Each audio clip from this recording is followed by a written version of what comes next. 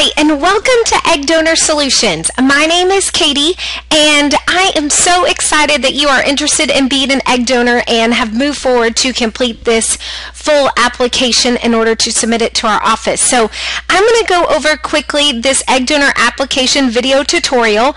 We hope that it'll give you some tips on being able to complete an application quickly and thoroughly so it can be submitted to our office, reviewed, and hopefully ultimately where you can be added as an egg donor with our agency. So the first thing you'll notice is on the right hand side there are 4 sections. First is your donor pre-screen application, which you've already completed. That had all your contact information, and that is just for our office. Intended parents won't see that. The next 2 sections, however, they will. The full donor application and the profile pictures. And the last section, number 4, is egg donor approved. And once 1, 2, and 3 are all complete, then it'll be submitted to our office and you'll be waiting for our office to do number 4. Moving on to the full donor application, you'll see right now when you're logged in that all of the boxes are red, just like on the left-hand side of the screen. And that's because each individual page is still incomplete. As you go through the application and you complete the pages, they're going to turn blue. So ultimately at the end, you'll see that all your sections are blue. Note that until all the sections are blue, we won't be able to review your application and decide if you are accepted into our program. At the bottom of the screen, you'll see a Save and a Save and Complete button. Save will do just that. Save and Complete is going to save your information, but it's also going to turn that section blue. So you don't want to save and complete until that individual page is completed and you're not going to come back and add any additional information. So what I'm going to do now is go over each individual page and point out to you the sections that donors sometimes struggle with. We want you to answer all the questions, but these are just some things to pay special attention to. So first page on the personal information, make sure you list a metro area and your blood type. If you don't know your blood type, you can put it as unknown right now. And then talk to your mom or your dad or your OB. If you have children, he or she probably has it on file. If they can't tell you, then the best thing to do is just go and get blood. It's something nice you can do for somebody else. In a couple weeks, they'll send you a card that has your information on it. The next page is the personal characteristics page. Make sure that after you fill out all the information, your hair color is your natural hair color. And also when you upload pictures at the end, it would be great if you had some pictures of your natural hair color because that will be kind of the first thing that intended parents see. The next that a lot of our donors struggle with is your ethnic background. The ethnic background is really important to quite a few of our intended parents. So if at all possible, please do not leave it as unknown or blank. Talk to your parents, your grandparents, aunts, and uncles in order to be able to fill out that information. Your ethnic background should be a combination of your mom and dad's, and their ethnic background should in turn be a combination of their backgrounds. Number 3 is your previous pregnancies and donations. It's pretty self-explanatory, but the dates of a miscarriage or an abortion, be sure you put the date and dash how many weeks pregnant you were, and of course indicate if you've been a donor before. The next is the personal health history page. There are 4 sections that seem to need a little extra attention. The first is the STD section. If you answered yes that you have been diagnosed with an STD, be sure to list the specific disease, the month and year you were diagnosed, and your current situation.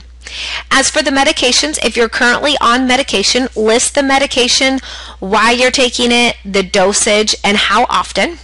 If you answered yes that you use contact lenses or glasses, tell us a little bit more about your eyesight. Are you nearsighted, farsighted? If you know your specific prescription, you can list it there too. The last is for genetic screening. This section is pretty uncommon that someone's had genetic screening done.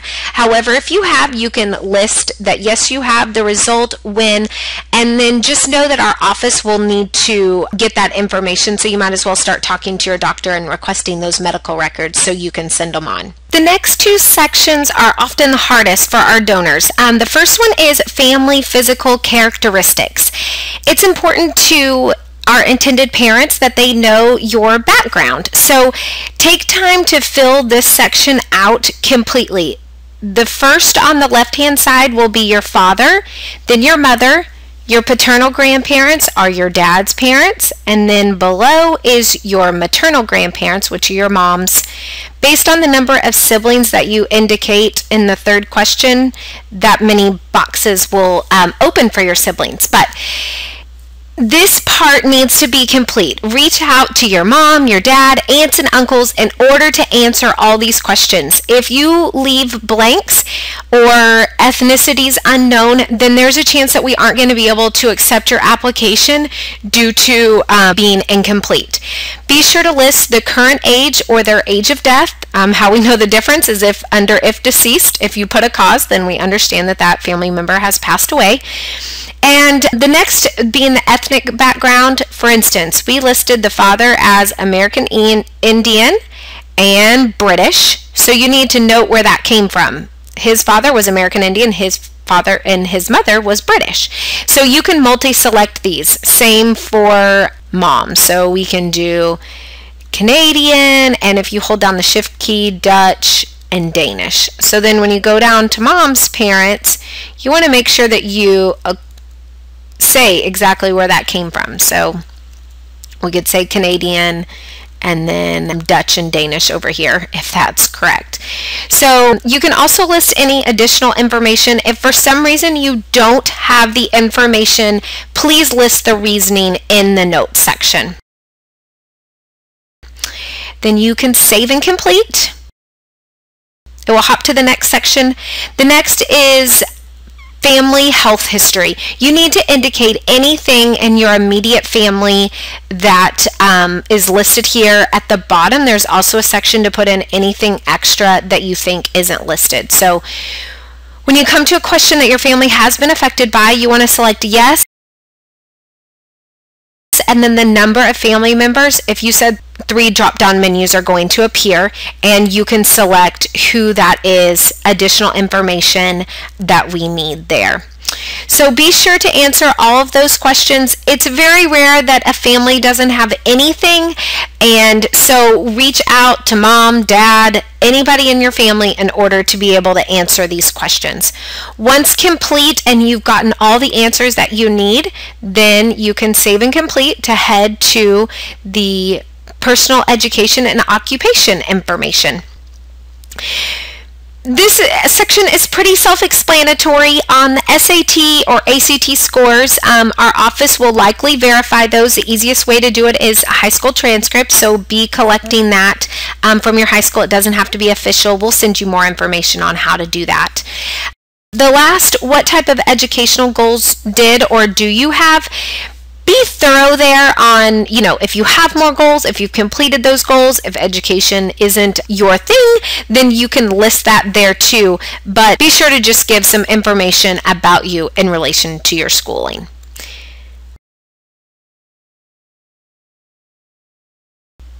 The next section is family education and occupation, pretty self-explanatory. List the highest education that your parents and your siblings have gone through, as well just their basic profession. You don't have to say where they work, but just basically what they do for a living. And then we'll move on to the next section. The next section is for the additional information. This is where an intended parent really gets to know you and can form a bond. So you want to fill it out completely and complete all the questions that are asked. You want to elaborate on your answers. Use correct spelling, punctuation, and capitalize your I's. You want this section and your whole application to look as good as you would on a resume. So if it looks like that you rush through, intended parents are going to feel like that maybe you're not committed to this process. And the last tip is just to use complete sentences, periods, capitalizing the beginning, that sort of thing. The next page is your types of donation. Our agency usually facilitates anonymous donation, so this is where you don't know the intended parents and the intended parents don't know you. All they've seen is your full application without your contact information. So number one, you do need to be willing to complete an anonymous egg donation cycle. And the second to last question is, are you willing to be contacted for medical reasons by a third party? Our agency requires you to also answer yes to this question. The third party in this case is our our agency. If down the line a couple that would have chosen you has additional questions, follow-up that they need to know, we just need permission for them to be able to contact us and us in return contact you. The rest of the questions you can answer however you are most comfortable. The last section is your travel availability. Our agency is based in Dallas, Texas, but we work with donors and clinics and intended parents everywhere. So we probably work with a clinic in your hometown, and so for that reason, you can choose to donate locally or you can choose to travel. Of course, if you're willing to travel, then you're going to get matched quicker because there are more intended parents that are viewing your profile. A few quick things on travel. First of all your expenses are going to be paid, and you'll also have a few weeks advance notice. So if you are available to do a traveling cycle, you'll usually travel 2 times. You'll travel once just for a day, and then you'll travel for the retrieval 1 time. Every clinic requires a different amount of time, and that's why there are the options of 3 to 5, 5 to 7, or 7 to 10. So you can decide what you're available for, which will either make it easier to match you or make it maybe a little bit harder, but we want you to do what's most comfortable for you. And the bottom it says, please feel free to elaborate on any of the above answers. If there's something specific that you want to tell an intended parent about your travel, you can. No need to mention that you need advance notice or expenses need to be paid because that's already taken care of for you. So evaluate your travel availability. You can always go back and change it if you need to. The next place you want to move forward to is your profile pictures. If you click on your profile pictures, read all of this above, but what you're going to do is upload photos. The more pictures you have, the more likely you are to get chosen as a donor. So I've already uploaded a few. Some of these are true pictures, some of them are off the internet, but you can see the little thumbnails over here on the left-hand side, and to the right is a description. We're an anonymous egg donation agency, so we don't want you to put your name. You can put donor, age, or me, or something like that. However, if you notice, this application has quite a few different options. There's probably about 12 or 13 pictures ranging from childhood to current, and then even some family photos, siblings, grandparents, children, that sort of thing. I'm going to give you an example of a few. The current headshots is some of the most important pictures. So what you want to do is choose file, and you'll have to find the folder that you should be in, but we're going to choose this picture. You notice this photo, it's of about chest and up. The donor candidate is smiling and looking straight at the camera. That's what we're looking for in headshots. Think yearbook picture. Over here you can put details of photos. So let's say donor age, what do we say, 27. You can upload 2 or 3 photos at a time. However, I wouldn't recommend doing more than that. Then you hit Save Pictures. Go back, check and make sure it's there. There it is. And I'll give you one more example of a photo, and possibly a photo that may end up being too big. So we're going to do this under Others. Click File. We're going to upload this photo. And we'll put donor, it is maternal grandmother and donor's children. And we hit Save Pictures. You're going to wait for the photo to load, and sometimes it takes a few minutes, especially when it's too big. So if you see right here a red error button, if you see here a red error message came up, and it says, we're sorry, but this photo image is too large. You can click on this hint. It'll walk you through, if you have a PC, how you can make it smaller. But I will do it for you really quickly. You can go to your photos. You click on the photo, right click, open with, and I think the easiest one to use is Microsoft Office Picture Manager. You see the picture pop up. You go to Picture, Compress Picture, Documents, and if you see the size got considerably smaller, and then OK. The picture will save. Then you can go back to your application, choose File. Let's go back, select the same picture, maternal grandmother with donor's children, and save picture. Now, successfully saved picture profiles, and there it is. Once you've uploaded all your photos, you do have an option to create a donor video. There's instructions on how to do this below. The benefit of being able to create a donor video is so an intended parent can learn a little bit more about you. You may include some of the information that are already in this profile, but one of the most important things is that the couple can see you smile and they can see your personality, and it really helps them to make a connection. We fully understand that for some of our donors, this is a great way to tell a couple a little bit more about them, but we do understand that some donors would prefer not to. If you need additional information about this, you can always contact our office. So if your pictures are complete, you'll hit Pictures Complete, and then this will go over the checklist. You want to make sure you've uploaded at least 10 photos, that all of the pictures are quality pictures. They're not pictures of pictures or scanned in where you see a lot of white space. That you have not uploaded photos that you took of yourself, because they never turn out to look great on our site. That you've uploaded at least 2 photos that are headshots that we talked about before. That you've listed the age in the description and not the year that it was taken. They've given details, and that you have not listed your name, and that you understand by submitting an application that is not complete could make it subject to immediate denial.